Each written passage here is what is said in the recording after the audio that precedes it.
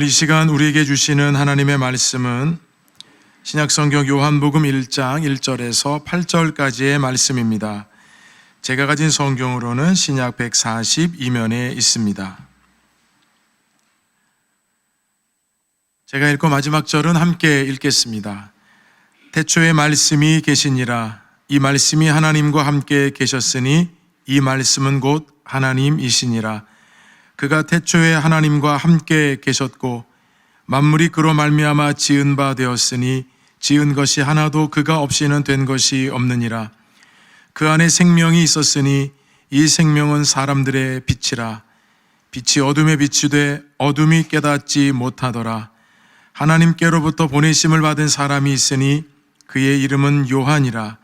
그가 증언하러 왔으니 그 빛에 대하여 증언하고 모든 사람이 자기로 말미암아 믿게 하려 함이라.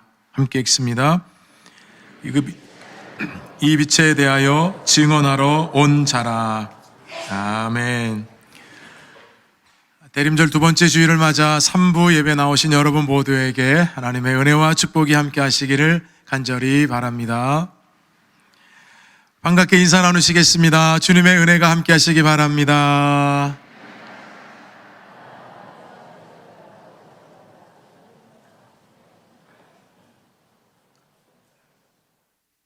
독실한 불교 신자이자 유명한 앵커였던 분이 개종을 해서 예수를 영접하고 그리고 목사가 되어서 목회하고 있는 조정민 목사님이라는 분이 왜 예수인가? Why Jesus라고 하는 책을 쓰면서 이 책에 이렇게 언급을 했습니다. 만일 기독교가 단지 종교에 불과했다면 나는 굳이 불교를 떠나지 않았을 것입니다. 세상은 기독교를 종교라는 틀로 이해하려 하지만 예수를 만난 사람은 예수는 종교가 아님을 압니다. 그러므로 아직 예수를 만나지 못했다면 가장 먼저 해야 할 일은 예수님을 만나는 일입니다. 개인적으로 예수님을 만나는 길은 다양합니다. 수많은 증언들이 있습니다.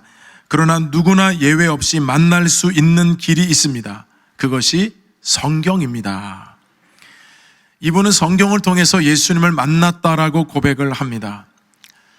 저는 그런 차원에서 오늘 요한복음의 말씀을 대림절 두 번째 주일 말씀으로 정한 이유가 있습니다. 먼저 여러분, 이 요한복음이라는 이 책은 참 신비롭습니다. 이 요한복음이라는 이 말씀에 여러 가지 별칭들이 따라붙게 되는데요. 세상에 보낸 하나님의 연애편지라고 부르는 분들도 있고, 종교개혁자였던 루터는 이렇게 말을 했습니다. 요한복음은 독특하고 부드러우면서도 순전한 최상의 복음서이다. 어떤 폭군이 모든 성경을 다 없애버리는 데 성공하였다 할지라도 로마서와 요한복음이 딱 한 권씩만 남아있다면 기독교는 보존될 것이다.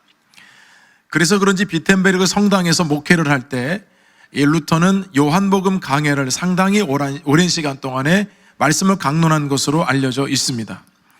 그만큼 요한복음은 모든 복음의 진수의 내용을 다 담고 있습니다. 복음이라는 말은 영어로 good news, 우리말로 번역하면 좋은 소식이라는 뜻 아니겠습니까? 예수 그리스도에 대해서 소개하고 그분의 사역과 그분께서 십자가에 죽으셨음과 3일 만에 부활하셨음과 승천하셨음을, 이 모든 내용을 다 담고 있는 것이 바로 복음서라고 하는 것입니다. 오늘 이 요한복음은 왜 우리들에게 이 복음서를 들려주고 있는가? 이 복음서를 왜 쓰도록 하셨는가? 그 이유가 바로 요한복음 20장 31절에 명확하게 나와 있습니다. 함께 읽어보겠습니다. 오직 이것을 기록함은 너희로 예수께서 하나님의 아들 그리스도이심을 믿게 하려 함이요 또 너희로 믿고 그 이름을 힘입어 생명을 얻게 하려 함이니라.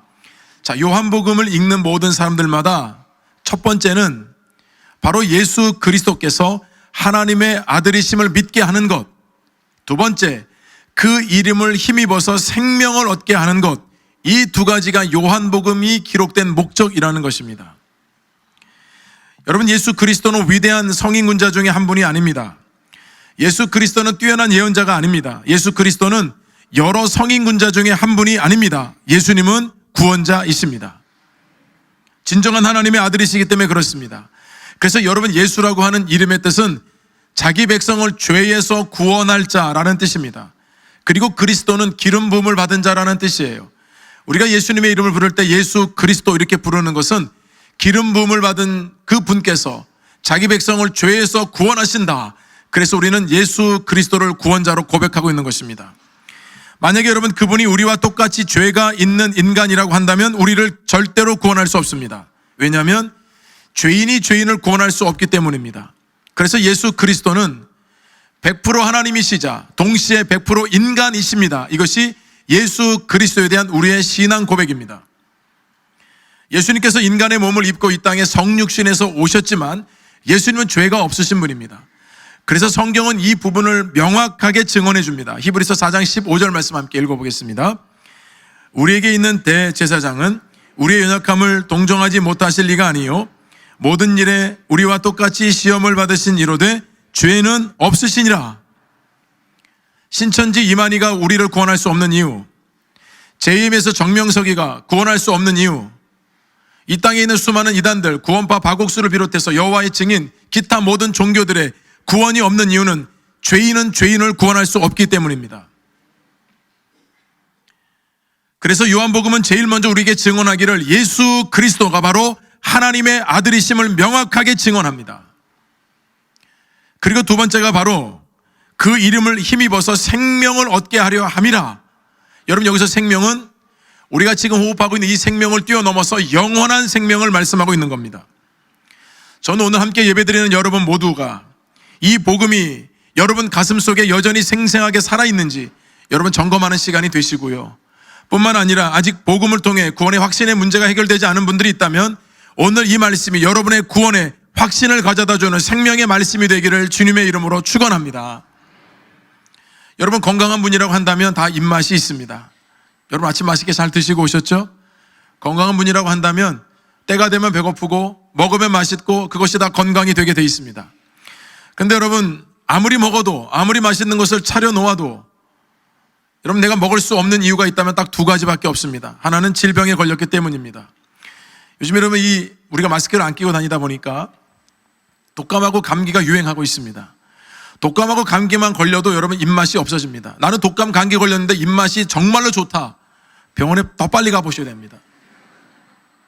두 번째 이유가 있다면 마음에 병든 분이에요. 여러분 마음이 힘들고 고통스럽고 어려우면 여러분 입맛이 없는 거예요.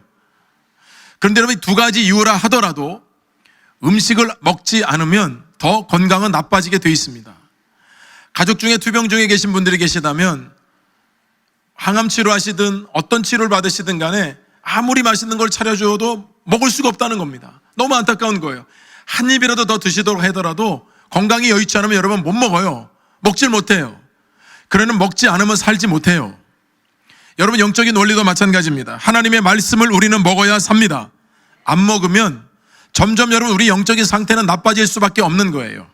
불평과 불만이 많아지고 매사에 짜증도 많아지고 무엇보다도 영적으로 성장하지가 않습니다.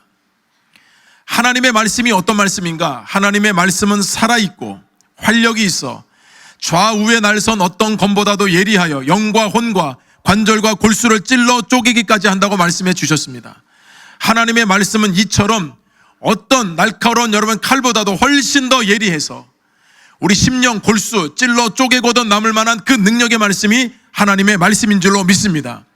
그 말씀이 여러분에게 지금 선포되고 있는 것입니다. 여러분 요한복음은 앞에 나오는 마태, 마가, 누가복음을 보면 공감복음이라고 하잖아요. 그 세 개 공감복음하고 좀 결이 다릅니다.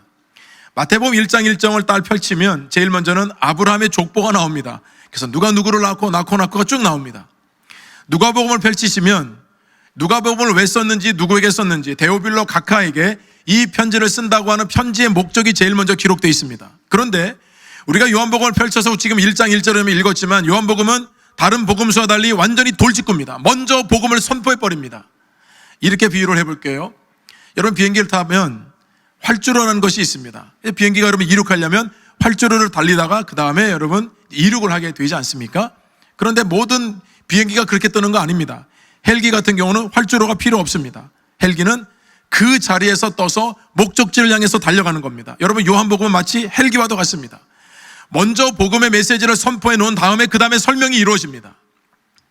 자, 그런 가운데 요한복음 1장 1장의 시작이 마치 우리가 성경의 어떤 한 구절을 연상하는 것처럼 창세기 1장 1절의 말씀을 연상하는 것처럼 요한복음 1장 1절이 여러분 시작이 됩니다. 우리 함께 본문을 읽어보겠습니다. 태초에 말씀이 계시니라. 이 말씀이 하나님과 함께 계셨으니 이 말씀은 곧 하나님이시니라. 와, 여러분 이게 첫 번째 나오는 메시지입니다. 그래서 우리는 여기서 중요한 교훈, 말씀이 곧 예수 그리스도시라는 것입니다. 여러분 창세기 1장 1절을 다 아시죠? 자, 시작. 태초에 자 2절도 시작. 그럴 줄 알았습니다. 우리는 1장 1절은 잘 암송하고 있습니다. 태초에 하나님이 천지를 창조하시니라. 자, 여러분 여기 창세기 1장을 딱 펼치자마자 태초에라는 말씀이 나오고 요한복음 1장 1절을 펼치니까 태초라는 말씀이 두 말씀이 동시에 나옵니다. 근데 여러분 이 두 단어를 태초라고 번역했지만 원문을 보면 조금 다른 의미로 쓰여져 있어요. 창세기 1장 1절은 이 창세기는 다 구약 성경은 다 히브리어로 써져 있기 때문에 히브리 말로 이 태초에라는 말은 베레시트라고 합니다. 베레시트가 무슨 뜻이냐면 무에서 유를 창조했다는 겁니다. 우리 하나님만이 하실 수 있는 거죠. 그게 태초에라는 뜻이에요. 근데 요한복음 1장 1절에 지금 태초에라는 말은 다 신약 성경은 헬라어로 쓰여졌어요. 엔 아르케라고 되어 있습니다. 엔 아르케는 뭐냐면 영원 전 어느 시점을 뜻합니다. 자, 여러분 두 단어가 똑같이 쓰여졌지만 이 의미가 좀 다른 것인데 이 요한은 창세기에 있는 이 말씀을 그대로 표현을 사용하면서 이제야 비로소 말씀 안에서 모든 새로운 역사가 시작되었다는 것을 선언하고 있는 겁니다. 그게 태초에라는 뜻이에요. 자, 그러면 여러분 우리 1장 1절을 조금 전에 읽어본 대로 그 1장 1절에 한 단어가 3번이나 반복되어 있었습니다. 어떤 단어였습니까? 말씀이라는 단어였습니다. 1장 1절에 3번이나 말씀이 태초에 말씀이 계시니라. 이 말씀이 하나님과 함께 계셨으니 이 말씀이 곧 하나님이시니라. 3번이나 반복되고 있습니다. 이 말씀은 헬라어로 로고스라고 하죠. 우리 로고스라는 단어를 많이 들어보지 않았습니까? 이 로고스라는 단어는 원래 그 당시에 헬라 철학에서 일반적으로 사용됐던 단어입니다. 즉 물질 세계와 우주의 질서 원리를 로고스라는 단어로 설명을 했습니다. 그런데 로고스라는 이 단어를 이렇게 보이지 않는 어떤 세계에 대한 질서의 원리로 사용하는 것에 대해서 많은 사람들이 회자되면서 단어를 사용했지만 정작 로고스가 누구신지는 몰랐어요. 그래서 이 요한은 이 로고스라는 단어를 사용해서 설명을 하고 있는 것입니다. 바로 로고스가 말씀이요, 말씀이 곧 하나님이시요, 그 말씀이 곧 예수 그리스도이시라. 한 번 더 합니다. 로고스가 바로 말씀이요, 말씀이 곧 하나님이요, 그 말씀이 곧 예수 그리스도시라. 여러분 이것을 먼저 선포하고 있는 겁니다. 로고스이신 예수 그리스도를 여러분 태초로부터 이렇게 연결시킨 이유는 바로 예수 그리스도께서 태초 이전부터 하나님과 함께 계셨다는 것을 알려주기 위함입니다. 그러면 여러분 우리는 인류가 지금까지 지속되어 오면서 가장 근본적인 질문이 여기서 제기됩니다. 하나님은 그렇다면 누구신가? 그리고 그 하나님과 예수 그리스도의 관계는 어떻게 되는가? 하나님은 창조주시요, 하나님은 우리의 아버지가 되십니다. 동시에 우리 하나님께서는 바로 독생자 예수 그리스도의 아버지가 되시고 예수 그리스도는 하나님의 아들이 되십니다. 그래서 하나님께서 독생자이신 예수 그리스도를 우리 인류의 구원을 위해서 이 땅에 성육신으로 내려보내신, 이 땅에 보내신 것이 바로 성탄절인 것입니다. 그렇다면 하나님 자신이신 예수 그리스도께서 어떻게 인간이 되실 수 있을까? 여러분 여기에 대한 답을 주는 것이 바로 요한복음의 말씀입니다.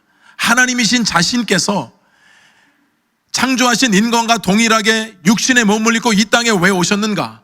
왜 보내셨는가? 그 의미는 우리에게 어떤 의미가 있는가? 여러분 이것을 다 알려주는 것이 바로 요한복음의 말씀이라는 겁니다.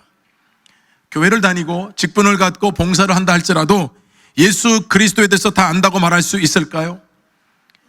나는 하나님을 안다고 고백은 할 수 있지만 정말 하나님을 안다고 할 수 있을까요?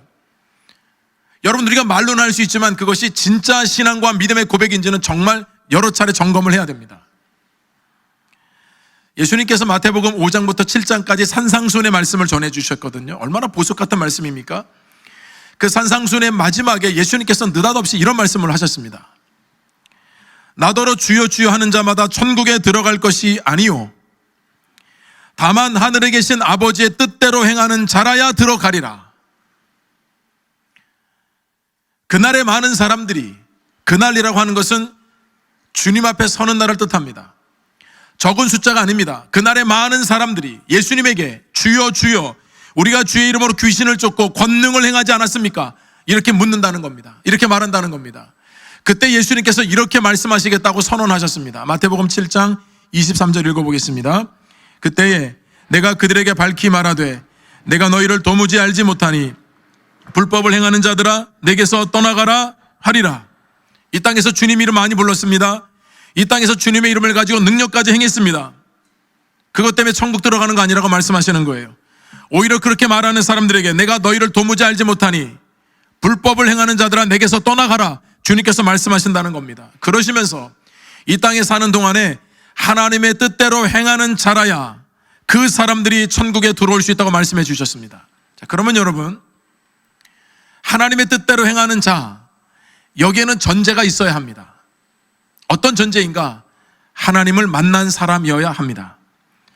하나님을 나의 주인으로 모시는 사람이어야 합니다. 하나님을 창조주로 믿는 사람이어야 합니다. 여러분, 그래야 그분의 뜻대로 이 땅을 살아가는 거 아니겠습니까? 하나님과 관련이 없는데, 하나님을 만나지도 않았는데 여러분 그분의 뜻을 어떻게 알고 어떻게 이 땅에서 이루며 행하며 살 수가 있겠습니까?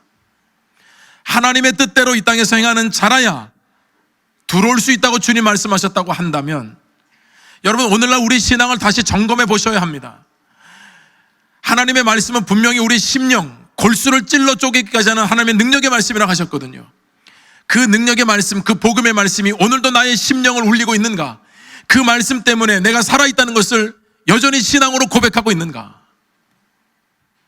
하나님과 만남이 없으면 자기 뜻대로 사는 삶이 되는 겁니다. 교회는 나오시는 분이 되고요, 주님의 이름을 부르는 사람도 되고 기도하는 사람도 됩니다. 진짜 예수 그리스도를 하나님의 아들로 믿고 있는가? 그분이 나의 구원자라고 진짜로 고백할 수 있는가? 그러면 그분의 뜻대로 살 수밖에 없다는 겁니다. 우리 모든 성도들이 이 땅에서 하나님의 뜻을 이루며 하나님의 뜻을 행하며 사는 분들이 될 수 있기를 주님의 이름으로 축원합니다. 두 번째로 우리가 주목해야 할 단어는 함께라고 하는 단어입니다. 이 함께라는 단어도 두 번 반복되죠. 말씀이 하나님과 함께 계셨으니, 말씀이 그리스도라고 말씀드렸죠. 예수님께서 하나님과 함께 계셨으니, 그가 태초에 하나님과 함께 계셨고, 두 번을 반복합니다. 우리가 일반적으로 여러분 함께라고 하는 뜻을 이해하는 것은 내 곁에 누가 있는 것, 여러분 그걸 함께라고 여러분 얘기하죠. 틀린 말은 아닙니다. 근데 지금 성경에서 함께라고 하는 이 단어는 좀 더 높은 차원의 함께를 의미합니다. 이 함께는 누군가 내 곁에 있는 것을 뛰어넘어서 누구누구를 향하여 라고 하는 뜻을 가지고 있습니다. 따라서 누군가를 향하여 함께 있다는 것, 그것은 인격적인 교제와 그리고 그 의미를 담고 있어요. 친밀한 교제와 사귐과 나눔이 있다는 겁니다. 예수 그리스도께서 하나님을 향하여 있다는 뜻입니다. 함께 계신 것은 당연한 것이고, 그분과 함께 눈을 마주치고 그분과 함께 거하고 계신다, 그분과 함께 교제하고 계신다, 그분과 동격이시다, 여러분 이런 표현이 바로 함께 하고 있다는 표현입니다. 여러분들 조금 어려워하실 수 있으니까 제가 쉽게 예를 들어보겠습니다. 이용규 선교사님이라는 분이 예전에 내려놓음이라는 책을 쓰셔서 참 많은 우리 기독교인들에게 유익한 영향력을 미치셨는데, 그분께서 나중에 같이 걷기라고 하는 책을 쓰셨습니다. 이분이 몽골 선교사로 파송이 되어가지고 몽골에 가셨을 때 있었던 한 실화를 이 책에 기록을 했는데요, 자기 아들과 있었던 이야기예요. 이 몽골은 그 당시만 하더라도 이게 전기가 막 들어왔다 나갔다 해가지고 아파트에 사는 분들이 전기가 이제 갑자기 끊어지게 되면 다 걸어 올라갔다 걸어 내려오는 이제 이런 일이 비일비재하게 있었던 것 같습니다. 엘리베이터가 고장난 아파트의 어두운 계단을 아들 동현이의 손을 잡고 한 계단 한 계단 눈을 마주치며 올라가고 있었다. 여러분 장면이 그려지시죠? 캄캄한 전기가 들어오지 않는 그 아파트에 겨울에 추운데 그 아들과 함께 이제 올라가야 되는 건데 서로 눈을 마주치면서 한 계단 한 계단 오르고 있는 상황이에요. 추운 겨울 날씨였던지라 동현이의 손을 잡아서 내 주머니에 넣고 함께 걸었다. 아이의 손에서 온기가 전달되었다. 우리는 어느새 집이 8층에 도달했다. 문을 열기 전 왠지 아쉽다는 생각이 들었다. 그렇게 아이와 같이 좀 더 걸었으면 좋겠다는 마음 때문이었다. 전에 혼자 짐을 들고 올라다닐 때는 8층이 너무나 멀게 느껴졌는데 아이와 걷는 동안 8층은 너무나 가까웠다. 하나님과 같이 걷는 우리의 인생길도 이와 같다고 생각을 했다. 여러분 참 마음에 울림이 있었습니다.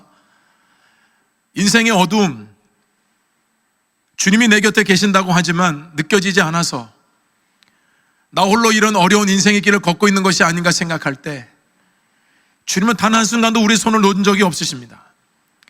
주님이 곁에 계시고 내가 주님과 함께하고 있는 것을 믿는 한 우리 주님께서는 캄캄한 어둠길이라도 서로 눈을 마주치고 그 어둠의 계단을 한 걸음 한 걸음 오르면서 나 홀로 갈 때는 8층의 그 계단 올라가서 그 시간이 얼마나 지루하고 힘들었는지, 근데 아들과 함께 걷는 그 시간, 손을 잡고 걷는 그 시간은 너무나도 빠른 시간에 8층에 올라와서 문을 열고 들어가야 되는데 아쉽다는 생각이 들 정도로 여러분, 주님께서 저와 여러분을 여기까지 그렇게 인도해 주신 줄로 믿습니다. 그래서 우리의 마음과 생각, 우리의 존재, 우리의 모든 인생의 방향과 목적이 오직 주님을 향하여 우리의 삶이, 우리의 인생의 목적이 그곳으로 온전하게 향해야 될 줄로 믿는 것입니다. 참 생각만 해도 마음이 따뜻해지고, 우리 주님께서 그렇게 나를 여기까지 인도해 주셨구나. 그 함께 하시는 주님께서 제일 먼저 어떤 일을 하셨는가? 여러분, 이 이야기를 요한이 들려주잖아요. 제일 먼저는 창조에 대한 이야기를 들려줍니다. 우리 3절 말씀 함께 읽어보겠습니다. 만물이 그로 말미암아 지은 바 되었으니 지은 것이 하나도 그가 없이는 된 것이 없느니라. 두 번째 교훈은 예수 그리스도는 생명과 빛이시라는 겁니다. 삼위일체 하나님께서 모든 만물을 말씀으로 창조하셨습니다. 그래서 모든 만물에는 다 기원이 있습니다. 사람도 당연히 기원이 있습니다. 우리는 만들어진 존재가 아니에요. 그냥 던져진 존재가 아닙니다. 하나님께서 진흙과 먼지 같은 우리들을 하나님의 형상대로 빚으셔서 이 코에 하나님의 생기를 불어넣으셔서 생명이 되게 하셨다 말씀하셨습니다. 그리고 우리를 이 땅에 보내신 겁니다. 그래서 여러분, 우리는 기원이 있습니다. 그러나 하나님은 기원이 없습니다. 우리 하나님은 알파와 오메가요, 처음과 나중이 되시며 우리 하나님은 스스로 계신 분이기 때문입니다.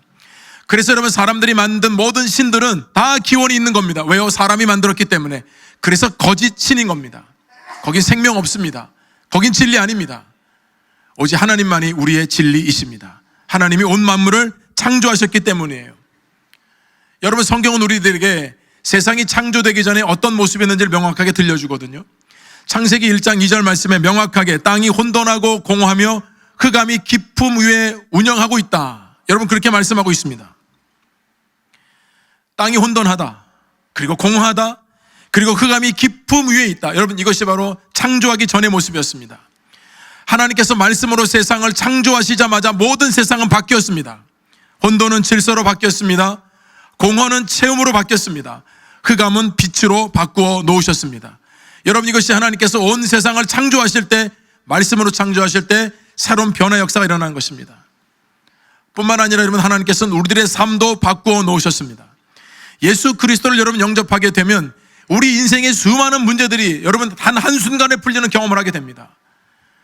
내가 왜 태어났으며, 어디로부터 왔으며, 내가 왜 살고 있으며, 내 코끝에 호흡이 멈추는 그날 나는 어디로 가는지를 아는 것은 우리가 예수 그리스도를 영접했기 때문에 아는 진리인 것입니다.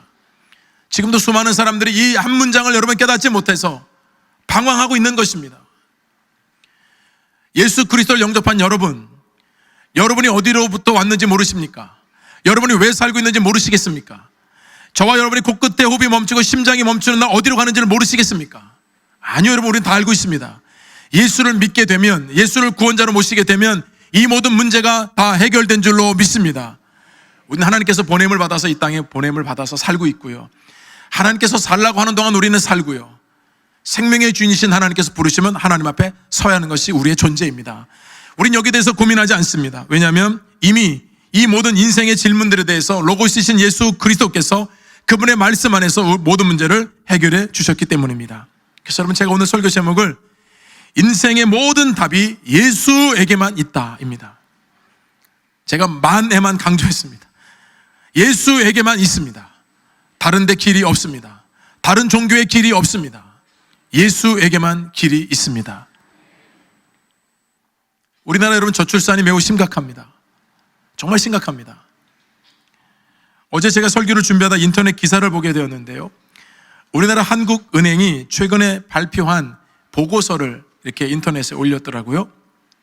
그 제목이 초저출산 및 초고령화 사회 극단적 인구 구조의 원인 영향 대책 보고서. 이 이슈에 대해서 여러분 답을 내놓기를 눈길을 끄는 게 좀 있었습니다. 출산율을 높이기 위해서는 집값을 2015년 정도 수준으로 낮추면 출산율이 올라갈 수 있다. 여러분, 이 보고서의 내용이었어요.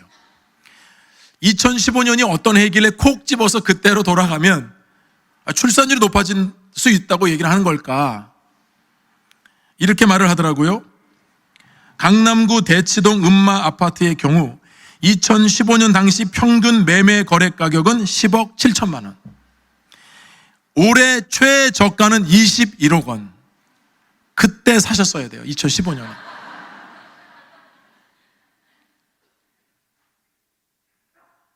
최소 10억 원 이상 떨어져야 2015년 수준을 맞출 수 있다는 내용이고요. 집값이 1% 상승하면 최장 7년까지 출산율에 영향을 미친다는 겁니다. 여러분, 아파트 값이 2015년 값으로 정말 떨어지면 출산율 다시 다 오를 수 있을까요? 아니요.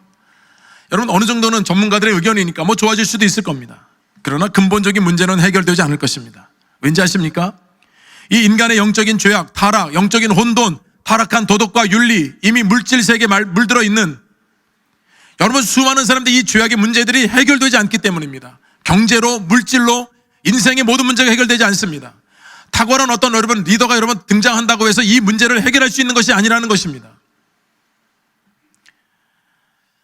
여러분, 이 문제를 어디서 풀어야 합니까? 이 문제 답을 어디서 얻어야 합니까? 우리는 지금 그 답을 보고 있습니다. 우리 5절 말씀 함께 읽어볼까요? 빛이 어둠에 빛이 돼 어둠이 깨닫지 못하더라. 여러분, 죄악과 어둠 속에 있는 우리들에게 예수님께서 끊임없이 빛을 비추어 주셨지만 어둠 속에 있는 우리들이 깨닫지 못했다는 겁니다. 들려주셔도 안 들었고 비춰주셔도 그 빛을 보지 않았다는 겁니다. 그런데 여러분, 주님께서는 우리를 포기하지 않으셨습니다. 끊임없이 빛으로 다가오셨고 말씀으로 깨닫게 해주셔서 우리를 구원해 내신 줄로 믿습니다. 여러분, 그래서 저와 여러분들이 이렇게 예배드리고 말씀 듣고 다시 복음의 메시지를 듣고 있는 것입니다. 여기 여러분 깨닫지 못하더라라고 번역을 했지만 원문을 직역하자면 어둠이 빛을 이기지 못하더라로 번역을 해야 합니다. 주님이 온 세상을 창조하셨고 지금도 다스리고 계시고 주님 다시 오실 때까지 어둠이 결코 빛을 이기지 못한다는 말씀입니다. 저는 여러분 이 말씀을 읽을 때 얼마나 가슴 벅찼는지 몰라요. 세상은 어둡습니다. 빛이 없는 것 같습니다. 이 수많은 인생들의 문제를 도대체 어디서 어떻게 풀어야 할지, 여러분 뭐 세상은 둘째치고 한 해 동안 지내면서 내 인생의 모든 이 문제의 답이 어디 있는지 때로 풀지 못하고 때로 신앙생활을 하겠다고 하면서도 이 문제에 여적이 허덕이고 있는 점은 우리의 마음이 얼마나 많이 있습니까? 문제들이 얼마나 많이 있습니까? 근데 여러분, 이 말씀에 힘이 되는 것은 결코 그 어둠이 빛을 이기지 못한다고 선언해 주셨기 때문입니다. 그래서 주님 안에 놀라운 것이 있다는 것을 우리들에게 다시 기억하게 하십니다. 우리 4절 말씀 함께 읽어보겠습니다. 그 안에 생명이 있었으니 이 생명은 사람들의 빛이다. 여러분, 주님 안에 생명이 있습니다. 이 생명은 예수 안에서 누리는 영원한 생명인 줄로 믿습니다. 호흡하고 지금 살아있는 우리 생명도 생명이지만 여기 생명은 이 생명을 뛰어넘어서 우리에게 주시는 영원한 생명이에요. 겨울철이 되게 되면 여러분 장례가 좀 많아집니다. 이번 주도 장례가 있었습니다. 장례에 가보게 되면 입관식을 할 때가 있죠. 가끔 여러분 입관식을 가게 되는 경우가 있어요. 입관식을 가게 되면 고인을 깨끗이 닦아서 유족들에게 마지막으로 얼굴을 보여줍니다. 살아계실 때 모습과 거의 다르지 않습니다. 그런데 생명이 없는 몸은 차갑습니다. 살아있는 사람의 모든 옷에는 다 주머니가 달려있는 옷을 입히지만 죽어있는 사람의 몸에는 수의를 입힐 때 주머니가 없습니다. 왜 그렇겠습니까? 아무것도 가져가지 못하기 때문입니다. 생명과 죽음은 조금 차이가 나는 것이 아니라 범접할 수 없는 차이입니다. 살아있는 것, 생명, 그리고 죽음, 이 두 가지는 범접할 수 없는 거예요. 그러나 여러분, 우리가 장례식 때마다 위로를 얻는 것이 무엇입니까? 예수 그리스도를 영접하여 구원에 이르게 됐을 때에 지금의 삶의 인생은 끝나지만 여기서 끝난 것이 아니라 예수 그리스도로 말미암아 영원한 부활의 소망과 생명을 주시기 때문에 그 믿음을 우리에게 주시기 때문에 우리가 다른 사람들과 같이 영원히 슬퍼하지 않는 것입니다. 그러니 여러분, 장례식장마다 얼마나 큰 위로와 은혜가 있는지 모릅니다. 바로 예수님께서 그 생명을 우리에게 주셨기 때문에 우리가 이 순간도 누리고 있는 것입니다. 두 번째는 빛을 주신다 말씀하셨습니다. 빛이신 주님께서 사람들에게 빛이 되어 주신다는 겁니다. 그래서 오늘 말씀에 읽으신 대로 이 요한복음의 저자인 사도 요한이 이렇게 고백을 합니다. 나는 이 빛을 증언하기 위해서 하나님께 보냄을 받았다고 증언하고 고백해요. 그런데요, 나는 빛이 아니라고 말하죠. 그리고 내 뒤에 오시는 바로 그 예수 그리스도가 빛이시기 때문에 나는 그분을 증언하기 위해서 하나님께 보냄을 받았다라고 명확하게 고백하고 있습니다. 사랑하는 여러분, 우리는 빛이 아닙니다. 그런데 예수 그리스도의 빛이 우리에게 지금도 비추고 있습니다. 그 빛은 생명의 빛입니다. 한 해 동안 여러분 지내시면서 어려움이 많이 있으셨죠? 힘든 일도 많이 있으셨죠? 남몰래 고민하며 아파하는 문제들도 많이 있으셨죠? 직장의 문제, 가정의 문제, 부부의 문제, 또는 자녀의 문제, 건강의 문제. 여러분, 그런 어둠의 그림자가 여러분 있을 때마다 얼마나 힘들고 어려우셨습니까? 그때마다 우리가 주님을 의지하는 믿음을 가지고 살려고 애를 썼지만 우리 힘으로 풀어낼 수 없는 이 어둠의 그림자들이 여전히 있어서 여러분 마음이 얼마나 힘드셨습니까? 여러분, 우리는 잘 알고 있습니다. 우리가 예수님을 믿는다고 해서 그 모든 문제들에서 다 비껴가고 피해가는 것이 아니라는 것을 알고 있습니다. 누구나 만나게 되는 문제이지만 여러분, 그때 우리가 믿고 깨달아야 할 말씀이 무엇이겠습니까? 우리 하나님께서 말씀으로 온 세상을 창조하셨고 우리 하나님께서 말씀으로 회복하실 것이고 우리 예수 그리스도를 통하여서 어둠 속에 있는 우리들을 빛으로 비추어 주셔서 생명의 빛으로 나오게 하신 것처럼 사망의 어둠의 그림자에 있는 우리들을 다시 소망의 그 빛으로 우리를 이끌어 주셔서 다시 우리를 승리하는 자리로 세워주실 것을 믿는 것입니다. 그 믿음이 여러분의 있기를 주님의 이름으로 축원합니다. 그 예수님을 바라보고 그 예수님을 붙들 때 우리는 놀라운 소망 가운데 다시 일어서게 될 줄로 믿습니다. 모든 인생의 문제, 그 모든 문제의 답은 예수 그리스도 안에만 있습니다. 다른 그 어떤 곳에도, 세상에도 어떤 곳에도 절대 답을 찾지 못할 것입니다. 여러분의 크고 작은 모든 문제들이 있을 때마다 예수님의 이름을 부르시고 예수님의 이름을 붙드시고 내가 예수 안에 있을 때 이 모든 문제들이 반드시 풀려지게 될 것이라는 이 복음의 진리를 마음속에 확신하시면서 승리하기를 주님의 이름으로 축원합니다. 저 이 말씀을 준비하면서요, 끝으로 이 한 찬양을 여러분에게 좀 들려드리고 싶었습니다. 제목이 좀 길어요. 나는 주를 섬기는 것에 후회가 없습니다 라는 곡입니다. 조금 생소하신 분들도 계실 텐데 나중에 유튜브를 통해서 한번 좀 이 찬양을 들어보시면 좋겠다 싶고요. 가사가 참 좋습니다. 나의 평생에 가장 복된 일은 내가 예수님을 만난 것이라. 나의 평생에 가장 잘한 일은 내가 예수님을 주로 섬긴 것이라. 나의 평생에 가장 복된 일은 내가 예수님을 만난 것이라. 나의 평생에 가장 잘한 일은 내가 예수님을 주로 섬긴 것이라. 후렴의 가사가 이렇습니다. 나는 주를 섬기는 것에 후회가 없습니다. 내가 걸어온 모든 시간 다 주의 은혜니 내가 걸어갈 모든 날도 주만 섬기며 살리. 오직 예수 이름 부르며 살아가리라. 여러분, 그렇게 사십시다.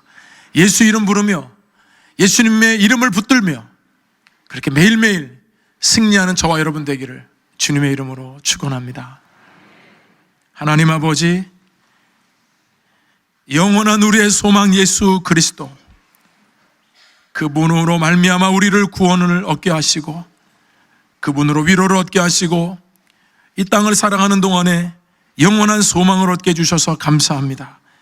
예수님만이 우리의 소망이요, 예수님만이 우리의 능력이요, 예수님만이 우리의 생명이심을 고백합니다. 모든 교우들이 다시 예수 이름 부르며 승리케 하여 주시옵소서. 예수님의 이름으로 기도드립니다. 아멘.